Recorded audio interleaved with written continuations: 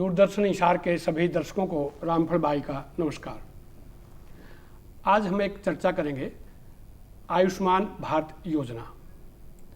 दर्शकों, आप जानते हैं पिछले लगभग 3 महीने से पूरे विश्व में एक महामारी कोरोना और इसके साथ दूसरी बहुत सी बीमारियां हैं, लेकिन हमारे देश की जो खास बात रही है वो ये है कि प्राकृतिक चिकित्सा, आयुष्मान भारत और दूसरी आयुर्वेदिक पद्धतियाँ, अनेकों पद्धतियाँ चिकित्सा की रही हैं। आयुष्मान भारत से कितना लाभ मिलता है, कौन इसके लाभार्थी हो सकते हैं और कैसे लाभ उठाया जा सकता है, आज का मुख्य विषय हमारा यही रहेगा।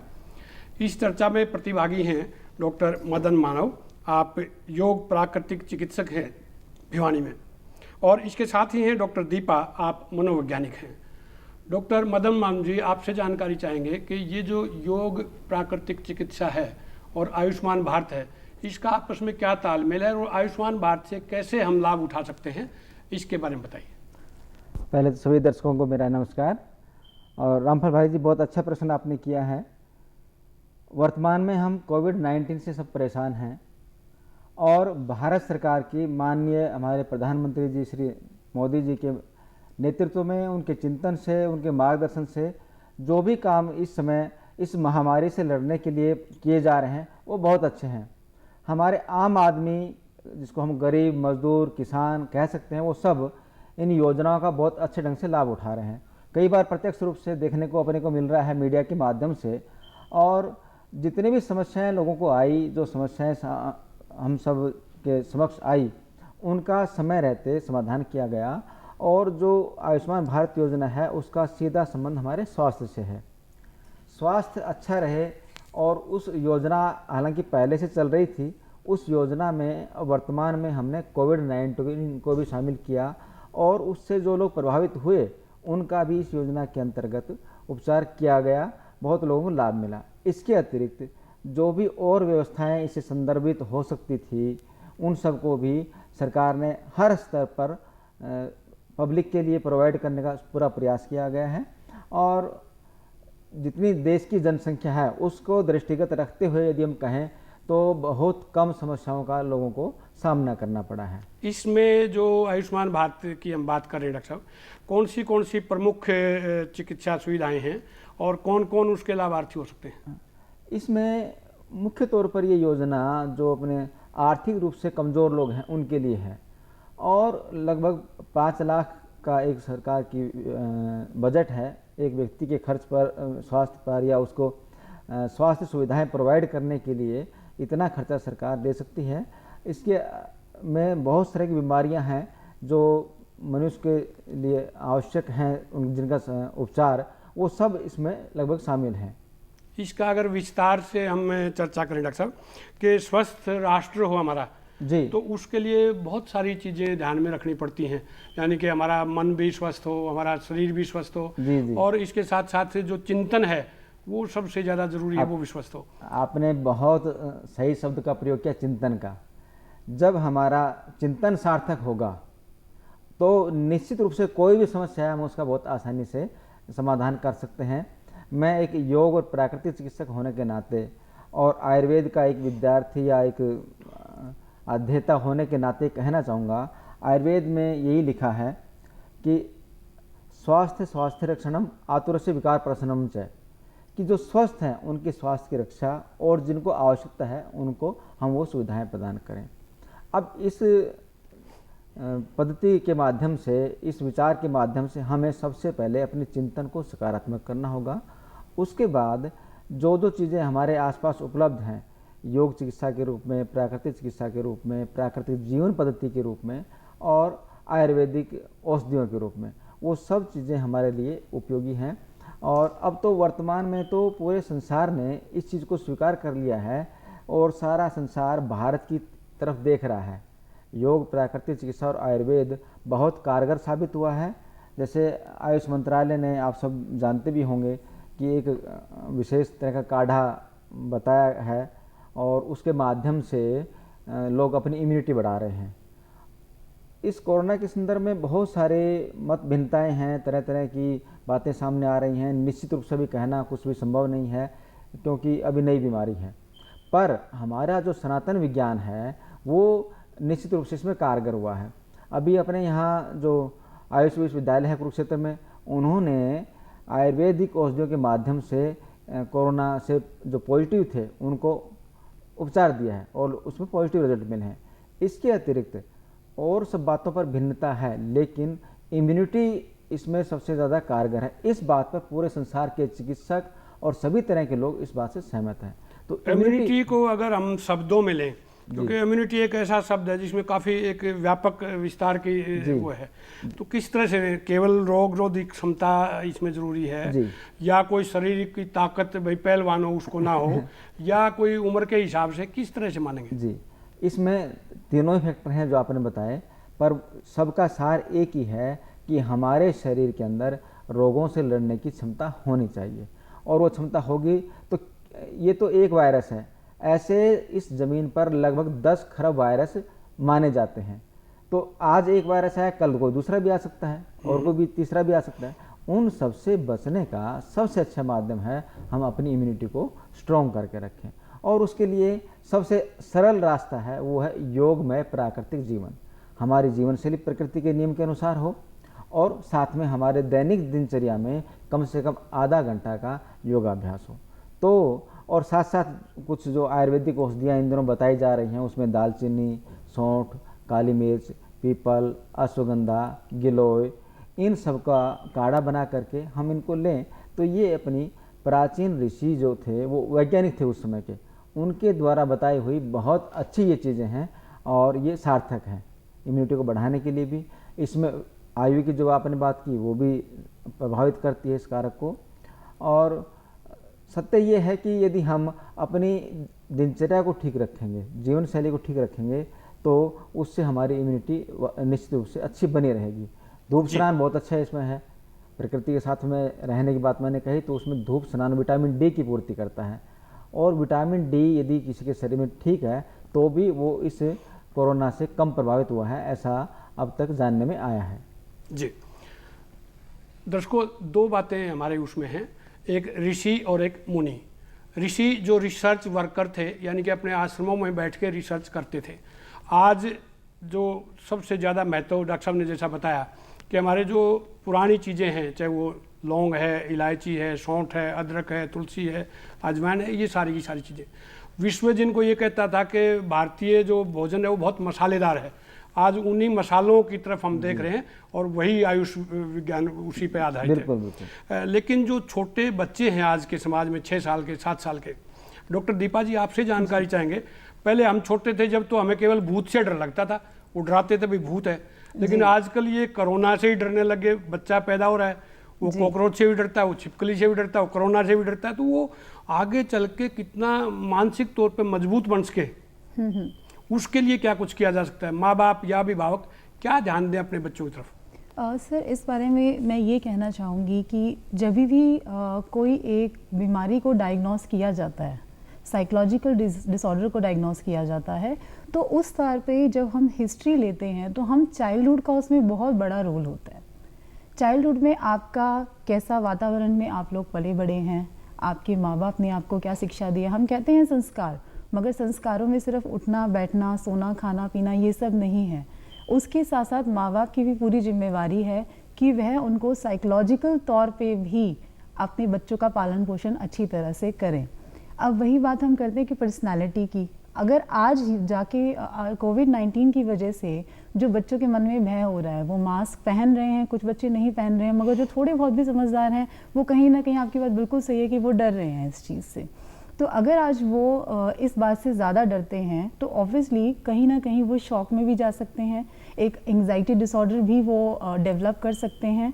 तो इसके लिए हम यही सुझाव देना चाहेंगे कि जो माँ बाप हैं वो अपने बच्चे के साथ जो समय बिता रहे हैं वो एक क्वालिटी टाइम बिताएं, क्योंकि इसके अलावा जो उनके दिमाग में डर बैठ रहा है वह किसी न किसी एडिक्शन की तरफ जा रहे हैं। उस डर को ओवरकम करने के लिए या तो वो फ़ोन की तरफ जा रहे हैं, ठीक है, ताकि उनका माइंड थोड़ा सा डाइवर्ट रहे, क्योंकि वो बच्चे हैं, उनको नहीं पता कि हमें अपना माइंड डाइवर्ट कैसे करना है। तो वो कहीं ना कहीं उस चीज़ को नेगलेक्ट करने के लिए फ़ोन की तरफ भी जा रहे हैं। हमारे पास बहुत सारे केसेस अभी ऐसे आए हैं जो फ़ोन की तरफ बच्चे बहुत ज़्यादा जा रहे हैं और उनका एडिक्शन इतना बढ़ता जा रहा है कि उनकी स्कोरिंग पे भी असर पड़ रहा है जो वो स्टडी कर रहे हैं, और इसके अलावा उनकी मेंटल हेल्थ पे तो फ़र्क पड़ ही रहा है। तो हम अभिभावकों को बस यही सुझाव देना चाहेंगे साइकोलॉजिकल डिपार्टमेंट की तरफ से कि आप अपने बच्चों के साथ एक क्वालिटी समय बिताएं, और जितनी भी न्यूज़ आप देखते हैं उस न्यूज़ में 10 तरह की अफवाहें भी बताई जा रही हैं, ठीक है, और उसके अंदर सच्चाई बहुत कम है। अगर 10 केसेस हैं तो आपको 100 बताए जा रहे हैं, ऐसा भी कहीं ना कहीं हो रहा है। या फिर कुछ इस तरह की पिक्चर्स दिखाई जा रही है जो बच्चे ना देखें तो बेहतर है, मगर फिर भी हम उनके सामने न्यूज़ देख रहे हैं तो वो भी हमारे साथ होते हैं, तो वो देखते हैं कहीं ना कहीं इस चीज़ को। तो आप उस चीज़ को अवॉइड करें, आप सिर्फ उतनी चीज़ उन्हें बताएं जितनी उनके लिए ज़रूरी है। हमारा मोटिव बच्चों को डराना नहीं है, हमारा मोटिव सिर्फ ये है कि वो प्रिकॉशन ले, वो सावधानियां बरते हो, वो सावधानी बरते। दूसरा सवाल डॉक्टर साहब ये है कि जो उम्रदराज लोग हैं या अच्छे जवान लोग हैं ना, वो पार्क में जा सकते हैं जी। जो दोस्तों की महफिल जमती थी वो भी नहीं जम पा रही है जी। और हमारे जैसे सामाजिक प्राणी जो सारा दिन किसी न किसी प्रचार प्रसार माध्यम से जुड़े हुए थे वो भी घर में कैद हैं। तो क्या उससे एक दिमागी तौर पे प्रभाव नहीं पड़ रहा उनको कि उनका चिंतन बदल जाएगा? हुक्के के जो महफिलें जमती थी या लोग ताश खेलते थे सारे बंद हो गए, तो क्या एक नई तरह की संस्कृति नहीं पनप रही है इस कोरोना की वजह से? बिल्कुल पनप रही है, मैं आपकी बात से बिल्कुल सहमत हूँ, क्योंकि अब जो समय हम पहले अपने दोस्तों के साथ बिताया करते थे या हम पार्क में जाया करते थे, वो हम अब नहीं बिता पा रहे हैं। तो ऑब्वियसली साइकोलॉजिकल उनको प्रेशर आता है इस चीज़ का कि हम अपना समय नहीं बिता पा रहे हैं, या तो वो घर के अंदर बंद के रह जाते हैं और या तो वो किसी एडिक्शन की ओर जा रहे हैं। सिर्फ ये 2 चीज़ें देखने में सामने मेजर अभी आई है। तो इसके लिए पूरा जो हम कहना चाहेंगे सहयोग फैमिली के लिए जाता है, और हर एक इंसान को इस टाइम पे छोटे बच्चे से लेके बड़े बुजुर्ग तक अपना जो टाइम है, क्वालिटी टाइम उनके साथ ज़रूर बिताएं, अपने फैमिली मेम्बर्स के साथ। और मैं तो ये कहना चाहूँगी कोरोना ने हमें एक बहुत अच्छा मौका दिया है एक दूसरे को जानने का। अब मेरी भी एक छोटी सी बिटिया है, तो मैं और मेरे हस्बैंड बात करते हैं कि भाई ये इतनी बड़ी हो गई 1 साल की, मगर अभी तक हम इसके जो नए नए बदलाव इसके अंदर आए हैं वो हम बैठ के एक दिन भी देख नहीं पाए। तो मैं तो ये कहूँगी कोरोना ने हमें इतना अच्छा वक्त दिया है कि हम एक दूसरे के साथ बिताएं, अपने फैमिली मेम्बर्स को और जानें और उनकी कहीं ना कहीं हेल्प करें। हो सकता है उनको कोई प्रॉब्लम्स है, किसी को अपनी फाइनेंस की प्रॉब्लम्स थी आज तक, या किसी को ऑफिस की टेंशन थी, या घर वालों को घर की टेंशन थी, तो वो सब बैठ के हमें क्वालिटी टाइम बिता सकते हैं। और दूसरा, सिर्फ क्वालिटी टाइम की जब हम बात करते हैं तो लोग उसे समझते हैं एक दिन हमने बात करी, साथ में बैठे, गप्पे मारे, चाय वाय बनाई, समोसे खाए और हम फ्री हो गए, ये हमने क्वालिटी टाइम स्पेंड किया। मगर जो भी चीज़ अगर कॉन्टीन्यूटी में नहीं हो रही है तो वो वर्थ नहीं करती है। तो आप वीकली, हम ये चाहेंगे कि अगर आप फैमिली के साथ वीकली एक सेशन बनाएं कि हम 20 वीक में तो हम संडे को तो हमने 5 बजे बैठना, this is our family time, ये हमारा फैमिली का समय है भाई, 5 से 7 बजे तक हमें कोई फ़ोन पे डिस्टर्ब नहीं करेगा और ना ही कोई हम अपना फ़ोन यूज़ करेंगे। तो अगर इस तरह का कोई टाइम टेबल या रूटीन हम अपने नियम में जोड़ें, अपने रोज़मर्रा की रूटीन में जोड़ें, तो मुझे लगता है बहुत रिश्तों में भी सुधार आएगा, और जो लोगों के दिमाग दूसरी तरफ जा रहे हैं, एडिक्शन की तरफ जा रहे हैं, या वो अपना समय व्यतीत नहीं कर पा रहे हैं घर पर, वो भी उनमें उनको थोड़ी राहत मिलेगी। डॉक्टर मदन मानव जी, पीछे मैं पिताजी से बात कर रहा था एक दिन, तो पता चला कि सन जो है ना 100 साल पहले लगभग 1920 के आसपास एक बीमारी ऐसी आई थी। जी। तो वो बड़ी खतरनाक थी और उसमें काफ़ी मौतें हुई थी, कातकवाड़ी बीमारी कहते थे। फिर एक 1925 में आ गई थी। तो लेकिन उस समय मानसिक तौर पे लोग इतने मजबूत थे कि वो लस्सी पी के या दूसरी जो अपनी सावधानियां बरत के, और उसमें काफ़ी नुकसान हुआ था। आज जो ये आयुष्मान भारत की हम बात करें तो इसमें चिकित्सा बहुत अच्छी मिल रही है।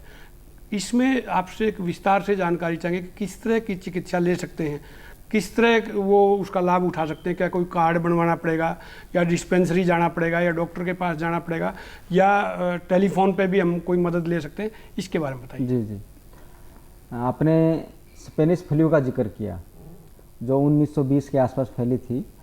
उस समय की जो व्यवस्थाएं थी लोगों ने फेस किया उनको, लेकिन उस समय से आज बहुत परिस्थितियाँ बदली हुई हैं। अब तो हमारे पास कितने मीडिया के माध्यम बन गए हैं और वो सब हमारे लिए हेल्पफुल हैं।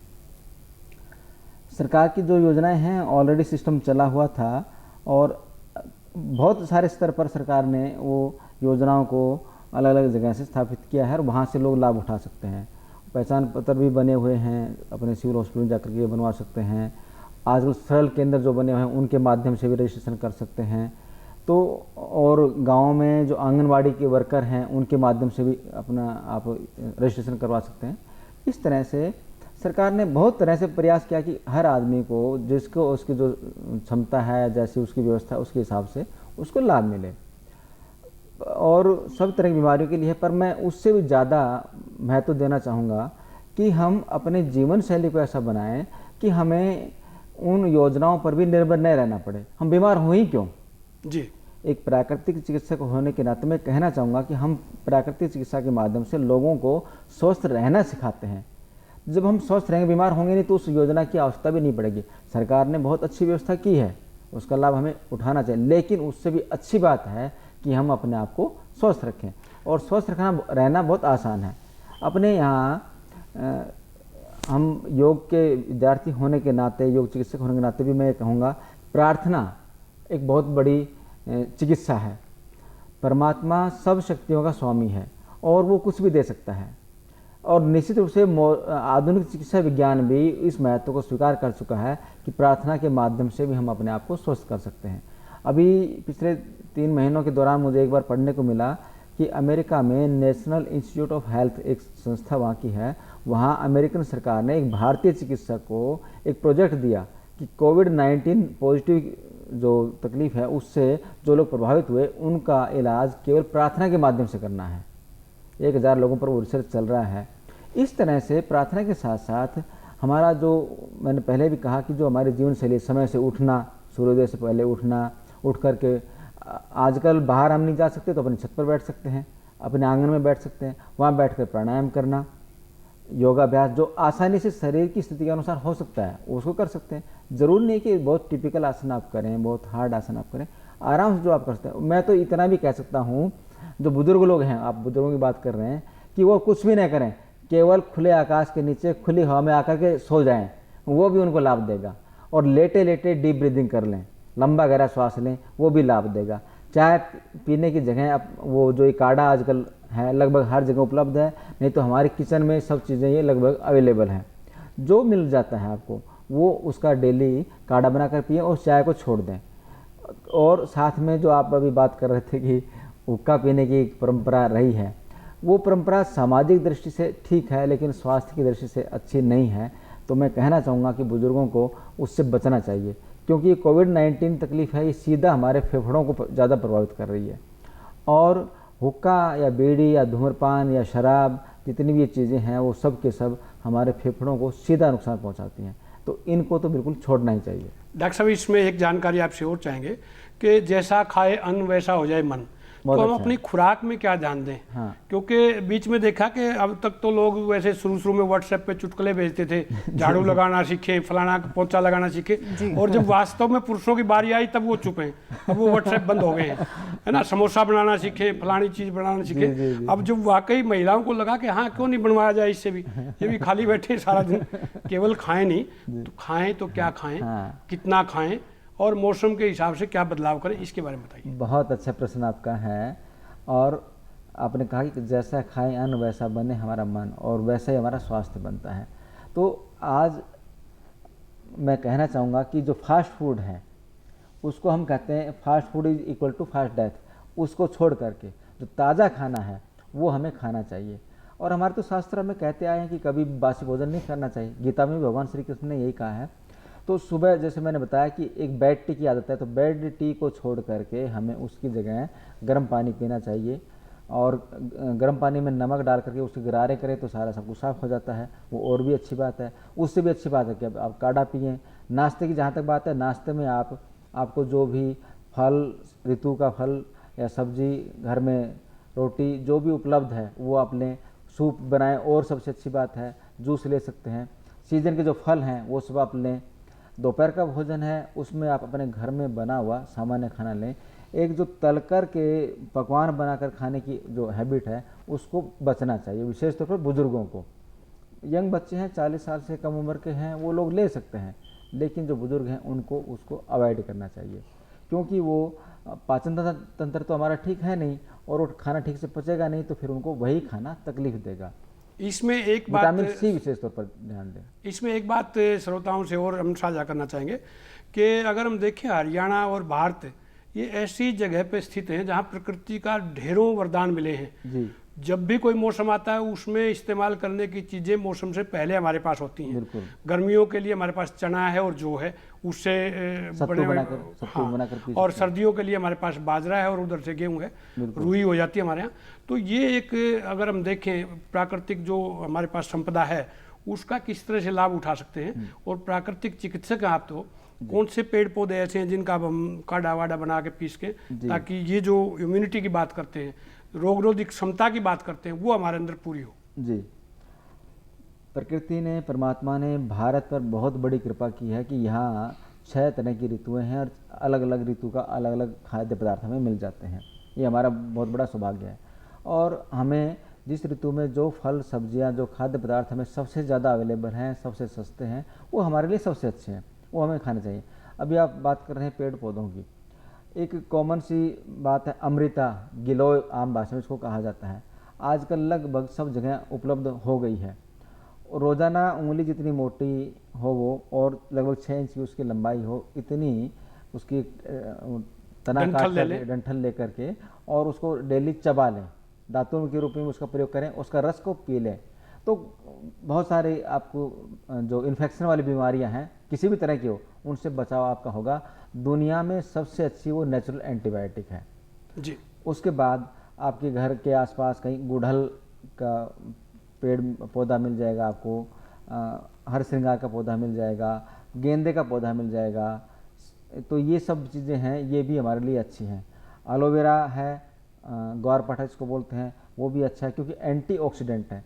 जितने भी एंटीऑक्सीडेंट्स खाद्य पदार्थ हैं वो सब के सब हमारी प्रतिरोधक क्षमता बढ़ाने में उपयोगी हैं। डॉक्टर दीपा जी, आपसे जानकारी चाहेंगे कि जो बच्चे हैं, जैसे फिर बात करेंगे क्योंकि भविष्य हमारा वही है। बिल्कुल। तो भारत की जो सेना है जी। वो जानी जाती है अपने साहस के लिए, अपने पराक्रम के लिए, शौर्य के लिए। जो ग्रामीण है वो भी एक अपने शारीरिक बनावट के लिए जाना जाता है, खास तौर से हरियाणवी। तो बच्चे मानसिक तौर पर डरे नहीं, वो मानसिक तौर पर मजबूत हों, उसके लिए माँ बाप क्या भूमिका निभा सकते हैं? छोटा सा संक्षिप्त में आपसे जानकारी चाहेंगे। इसके लिए जैसे कि डॉक्टर मदन मानव जी ने अभी हमें बताया कि योग एक बहुत अच्छा तरीका है जिससे कि हम किसी भी प्रकार के अपने दिमागी तौर पे हो रहे स्ट्रेस को कम कर सकते हैं। तो हम यही जानकारी देंगे कि बच्चों को अगर बचपन से ही योग सिखाया जाए तो वो बहुत अच्छी बात है। साइकोलॉजी में भी हम लोग डीप ब्रीदिंग की सलाह देते हैं। जो भी लोग हमारे पास आते हैं जिनको स्ट्रेस की प्रॉब्लम होती है, एंग्जाइटी ज़्यादा बढ़ जाती है उनको, तो हम उनको डीप ब्रीदिंग की सलाह देते हैं।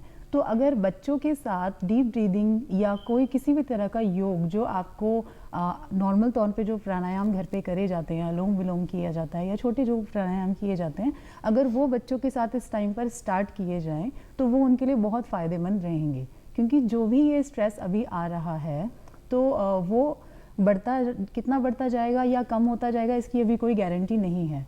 तो इसके लिए सिर्फ यही है कि एक तो आप बच्चों के साथ अपना टाइम व्यतीत करें, उनको उनके दिमाग को आप कहीं ना कहीं व्यस्त रखें।